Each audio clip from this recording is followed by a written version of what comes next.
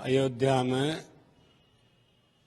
परमात्मा श्री राम की राम जन्मभूमि के ऊपर भव्य और दिव्य मंदिर का निर्माण हुआ है, हो रहा है। और कौशल्या की गोद में बैठे हुए परमात्मा श्री राम के विग्रह का दर्शन हम सभी लोग वहाँ करेंगे। बहुत वर्षों का यह प्रयास था।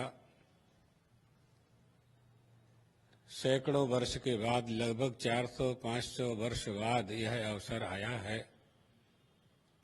इसके लिए बड़ी बड़ी लड़ाइयाँ लड़ी गईं, युद्ध हुए, विधर्मियों ने हमारे धर्मस्थल को भ्रष्ट करके अपवित्र कर दिया, उसका विध्वंस भी हुआ। अदालत में, न्यायालय में, उच्चतम न्यायालय में साधु संतों के द्वारा, ट्रस्टों के द्वारा, निर्मोही अखाड़ा और दूसरे भी बहुत लोगों ने अदालतों का आश्रय लेकर के राम जन्मभूमि पुनरुद्धार समिति ने भी प्रयास किया। न्यायालय में, लखनऊ में, सुप्रीम कोर्ट में, हाई कोर्ट में लड़ाइयाँ लड़ी गईं और यह सफलता प्राप्त हुई। न्यायालय के आदेश से यह सफलता प्राप्त हुई। न्यायालय की सूचना के अनुसार भारत सरकार ने राम जन्मभूमि तीर्थ क्षेत्र न्यास का गठन किया और उस राम जन्मभूमि तीर्थ क्षेत्र को मंदिर निर्माण की जिम्मेदारी और अधिकार दिया गया। आज वह पूरी तैयारी में है। पूरे देश के लिए ये प्रसन्नता का अवसर है। सभी लोग परमात्मा श्री राम की उपस्थिति से ही सभी की उपस्थिति है। हम हैं, परमात्मा श्री राम हैं। बहुत से लोग प्रमाण पूछते हैं ना, विरोध करने वाले यह पूछ रहे हैं कि श्री राम हैं, इसमें क्या प्रमाण है। तो हम ये कहते हैं कि आप हो कि नहीं हो। यदि मैं हूं, अहम अस्मि, हम हैं, तो श्री राम भी हैं, यही प्रमाण है। सारी सृष्टि श्री राम से प्रमाणित होती है। श्री राम को प्रमाणित करने की आवश्यकता नहीं है। वो नित्य शुद्ध बुद्ध मुक्त स्वभाव, निर्गुण निराकार, सगुण साकार होकर के कौशल्या की गोद में विराजमान होते हैं। व्यापक ब्रह्म निरंजन, निर्गुण विगत विनोद, सोई अज भक्ति प्रेम बस कौशल्या की गोद। ब्रह्म है, हमारे आपके लिए अवतार लेते हैं। अगर वो अवतार न लेते तो केवल उनका अनुमान ही किया जा सकता था। हम उनके अवतार के कारण अनुभूत करते हैं, उनकी मूर्तियों का, उनके विग्रह का दर्शन करते हैं, आराधना करते हैं।